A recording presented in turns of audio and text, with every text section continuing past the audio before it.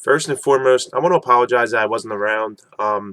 My girlfriend came back from Italy on Saturday, so I spent time with her on. Well, I went to work Sunday, spent time with her Sunday, Monday, and now I'm back to making videos today. It was a nice little break. I do feel like I probably shouldn't have taken off from making videos, but you know, real life comes first, and I did have to spend time with my girlfriend, and I wanted to spend time with my girlfriend. So I'm back now, guys, with a Berserk Chapter 14 review. In this chapter, the battle between Griffith and Guts continues. Guts biting down on Griffith's sword like a monster. Even blood starting to trickle down from his gums and his mouth. And he knocks Griffith off this hill. And this battle comes to a point where they don't even use swords anymore. It comes to a knuckle and fist motherfucking battle. Throwing fisticuffs at each other. And Guts actually punches him in the face, kicks Griffith, and he says, "I bet you've never tasted your own you tasted your own blood." Basically, call him a pretty boy as well. And then, as they continue to fight, the Hawks are looking on, and then Griffith gets this like really, almost like sinister look on his face, like in his eyes.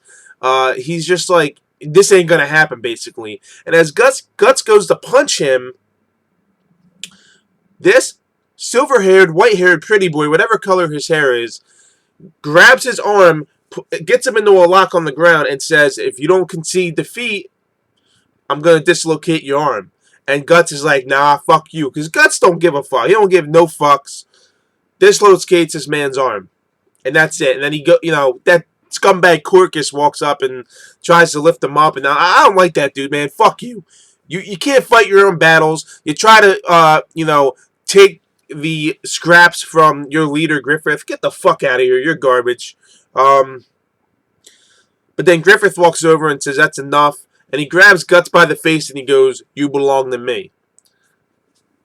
That right there, and all the things he said to Guts in the last chapter, where he says, "I want you," this, that, and another thing, makes him seem like a homosexual. But however, he is not.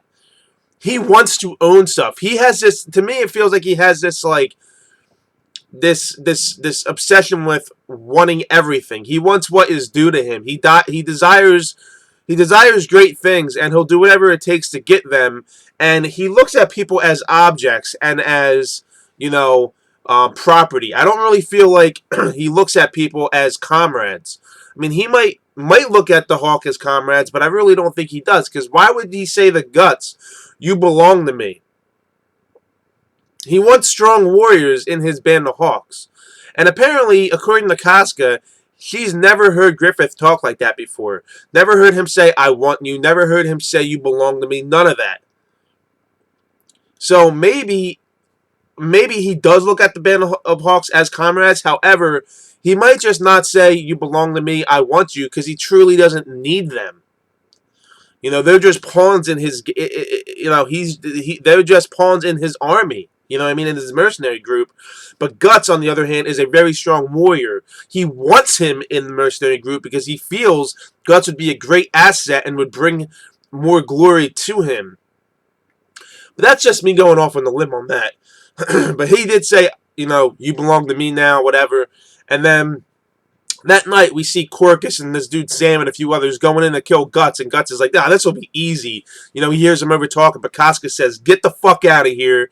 Even with his wounds, you can't do shit to him. Get the fuck out, or I'll take your head." And then he goes, "Corcus, dude, I'm telling you, he is a character that you will love to hate, because I'm already hating this dude."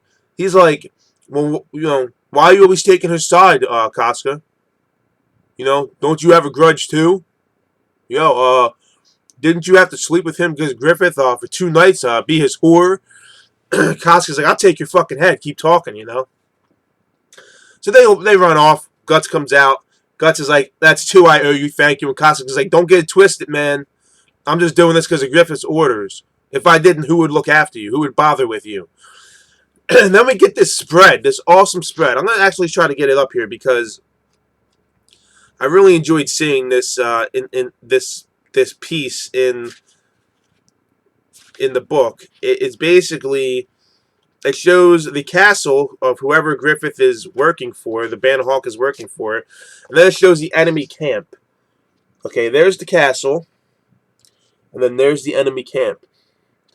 it shows the layout of their next battle. And basically, they explain what's going on. They're going to do a night raid, and Griffith gets Guts a very important job. It's the rear defense, basically. He needs to flee while keeping the enemy busy after they succeed with their sneak attack, their night attack.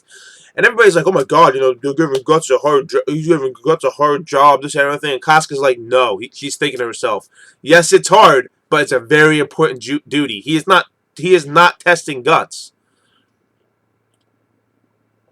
And apparently, you're risking your life. And Griffith said before the Guts, it seems like you always are risking your life, intentionally putting yourself into danger, but struggling to survive. So this duty is right up his alley. This is right up this is his specialty.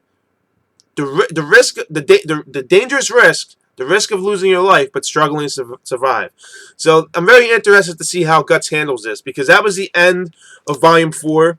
I sadly do not have Volume 5, so I'm going to have to read this shit online and hopefully get some decent translations for you guys so I can get these videos out. But the battle begins. They swiftly do it, and Guts can't believe how easily they did this sneak attack. But as they're fleeing, he's like, "Now it's my turn to do my part for the Band of Hawks." So I think eventually Guts is going to start to like these guys, like his mercenary brothers, like Griffith, because he's starting to see how strong they are. He's starting to see that they're so young. He might be able to relate to them because they're all young mercenaries. I really think it's going to get to the point where they become all friendly with each other. And maybe even Casca and Guts are going to form some kind of relationship, because right now they're Casca doesn't like Guts, but I feel like something's going to happen to where she starts to admire Guts and maybe even consider him a comrade. But let me know your thoughts on this chapter, guys. Chapter 14 of Berserk. Chapter 6 of the Golden Age arc. Let me know your thoughts on my thoughts. If you like my video, hit that like button. If you feel I deserve it, also subscribe if you're a new viewer. And please, if you want to support me 100%, please do not use ad blocker when you watch any of my content. And I actually urge you guys not to use ad blocker whenever you watch any of your favorite YouTubers' videos, because you're truly not 100% supporting them if you use ad blocker.